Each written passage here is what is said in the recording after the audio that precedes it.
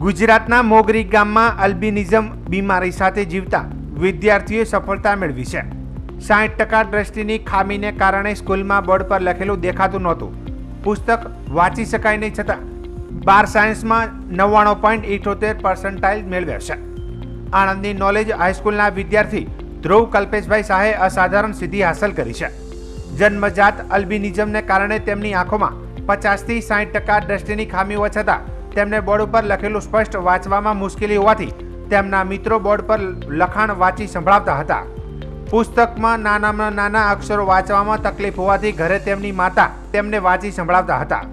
તેમની તીવ્ર બુદ્ધિ પ્રતિમાને કારણે સાંભળેલી માહિતી અને તેમને કાયમ યાદ રહેતી હતી।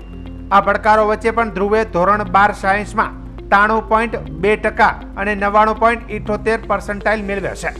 તેમણે આ સિદ્ધિએ શાળા અને પરિવારનું નામ રોશન કર્યું છે। ધ્રુવ શાહના 12 સાયન્સમાં 93.2% અને 99.78% આવ્યો છે। તેમને જન્મથી જ આંખની ખામી છે અને તેને અલ્બિનિઝમ કહેવાય છે। આ ખામીને કારણે તેઓ બોર્ડ ઉપર લખેલું વાંચી શકતા નથી, પરંતુ માતા અને પિતા પોતાના દીકરાની પાછળ કરેલી મહેનત જ આજે રંગ લાવી છે। મારું નામ ધ્રુવ કલ્પેશ કુમાર શાહ છે।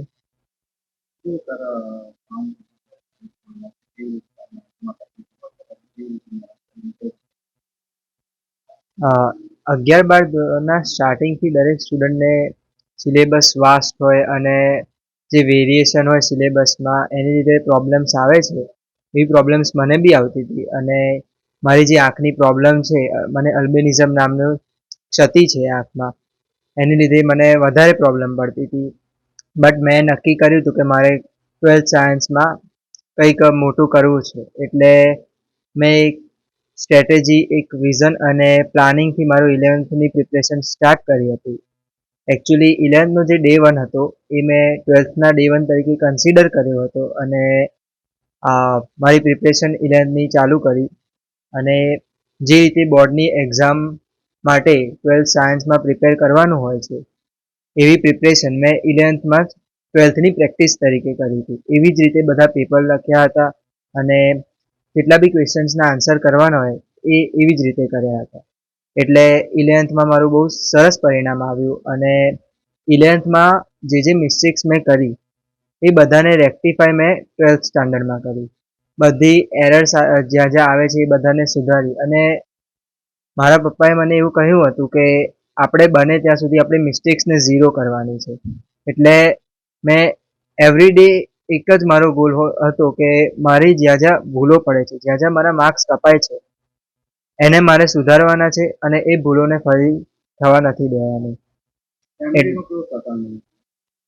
ફેમિલીનો ખૂબ જ સપોર્ટ હતો। મારા પેરેન્ટ્સ હું વાંચીને થાકી જાઉં ત્યારે રીડિંગ કરતા હતા અને અમુક વાર મને લખવામાં પ્રોબ્લેમ પડતી તો એ મારી નોટ્સ પણ લખતા હતા અને મારા બા પણ રાત્રે મારી સાથે જાગતા હતા। પછી ફેમિલી ખૂબ જ સપોર્ટિવ હતી અને ખૂબ સારું એજ્યુકેશનલ એટમોસ્ફિયર હતું ફેમિલીમાં।